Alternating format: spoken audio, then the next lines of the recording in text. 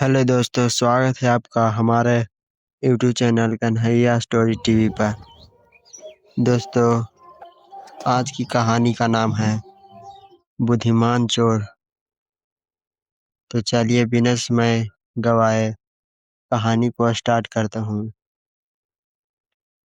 बहुत समय पहले की बात है। एक बड़े और समृद्ध नगर में धनपुर नाम का शहर था। यह शहर अपने बाजारों, महलों और अमीर व्यापारियों के लिए प्रसिद्ध था। इसी शहर में एक चोर रहता था जिसका नाम था बीरभान। बीरभान कोई साधारण चोर नहीं था। वह ताकत से नहीं, बुद्धि और समझदारी से चोरी करता था। उसका मानना था कि जहाँ ताकत हार जाती है वहाँ अकल जीत जाती है। बीरबान की खासियत थी, बीरबान कभी भी लालच में आकर चोरी नहीं करता था। वह पहले पूरी जानकारी जुटाता, जगह का निरीक्षण करता और फिर बिना किसी को नुकसान पहुंचाए अपना काम करता। इसी वजह से लोग उसे पकड़ नहीं पाते थे। शहर का राजा विक्रम सिंह बीरबान से बहुत परेशान था। कई बार सिपाहियों ने उसे पकड़ने की कोशिश की, लेकिन हर बार बीरबान किसी न किसी चाल से बच निकलता। राजा की योजना। एक दिन राजा ने ऐलान किया, जो भी उस चोर को पकड़कर लाएगा उसे भारी इनाम दिया जाएगा। यह सुनकर शहर के कई लोग सतर्क हो गए। बीरबान को भी पता चल गया कि अब सावधानी और बढ़ानी होगी। सबसे बड़ी चुनौती। एक रात बीरबान को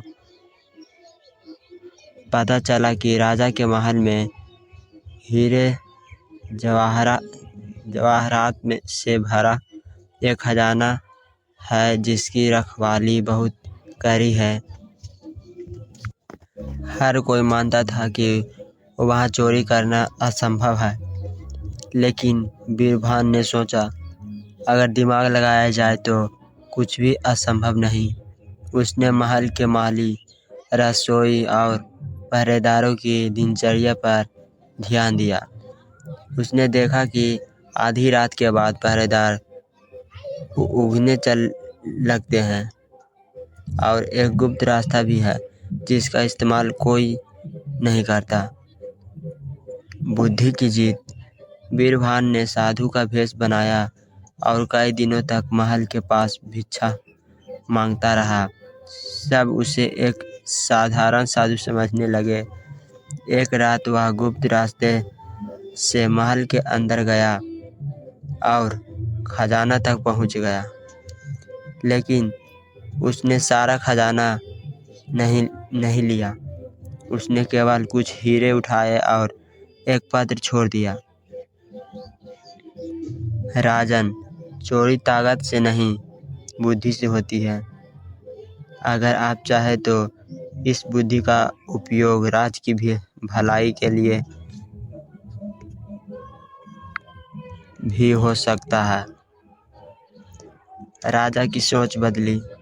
सुबह जब राजा ने पत्र पढ़ा तो वह चकित रह गया। उसने सोचा, ऐसा बुद्धिमान व्यक्ति अपराधी बनने के बजाय मेरा सलाहकार बन सकता है। राजा ने घोषणा की, अगर वह चोर स्वयं सामने आ जाए तो उसे माफ कर दिया जाएगा। यहाँ से नई शुरुआत होती है। बीरबान ने राजा के सामने आकर अपनी गलती स्वीकार की। राजा ने उसकी ईमानदारी और बुद्धिमानी से प्रभावित होकर उसे राज दरबार में एक महत्वपूर्ण पद दे दिया। उस दिन के बाद बीरबान ने चोरी करना छोड़ दी और अपनी बुद्धि से राज को समृद्ध बनाने लगा। इस कहानी से हमें क्या सीख मिलती है दोस्तों? तो इस कहानी से हमें सीख मिलती है कि बुद्धि का सही उपयोग इंसान को ऊंचाइयों तक ले जाता है। गलत रास्ते पर लगाई गई अकल भी सही दिशा मिले तो समाज का भला कर सकती है। तो दोस्तों, अगर यह आपको कहानी पसंद आया है तो लाइक शेयर और सब्सक्राइब करना ना भूलें। मिलते हैं अगली वीडियो में, तब तक के लिए धन्यवाद दोस्तों। Free audio post production by alphonic.com